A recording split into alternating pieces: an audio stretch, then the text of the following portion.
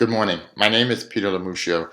The three topics I'm thinking about doing, the first one is a teacher training workshop and using improvisation and drama into the English language classroom.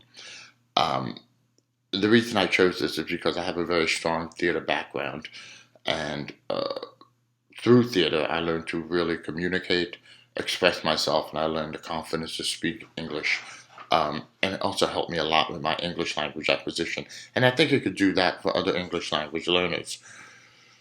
The reason I would do this workshop is because some teachers may not have the theater background like I do, or some other people that I know do. And it would help them, it will teach them it will train them how to use this improvisation. And it could be used as a pre-lesson exercise, it could be used as a post-lesson exercise.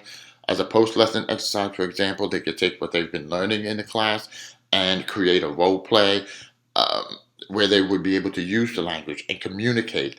It would also give them real life situations. And it would be authentic in a way that they will be able to express themselves and find language to use to express themselves, to express their emotions, their feelings, express what they need, what they want. And it would also help with communicating with the other students and with the teacher in using language and come up with their own phrases and impromptu speech. And I think all this will be essential for them to acquire the language, and it will give them the critical thinking they need, and it will and it will give them the confidence to go out there and speak. The second one I'm thinking of doing is a project-based learning workshop. The reason I chose this is because where I was a student teacher at Annapolis High School, we did a lot of project-based learning. And what this does is it takes away from the textbooks, and it gives the student a chance to use critical thinking skills, use research skills, especially in high school. These are skills that they're going to need in college. We did a project which was on the building of a stadium. So the student had to research the stadium. It also helped them use the technology to enable them to do that research. So they had to research the stadium. They had to design the stadium with specific specifications, the seating arrangements, where the bathrooms are, what would you be selling, how would you make money. And they had to write a 5-paragraph essay, a persuasive essay, where they talked about how the stadium is good for the economy, it's good for the community, and why it should be built, why it's essential that it should be built. And finally, the last part of the project was a presentation. So they had to present to the class and convince the class that the stadium should be built. All of these skills were essential for them to, these were all essential skills that they're going to use in college.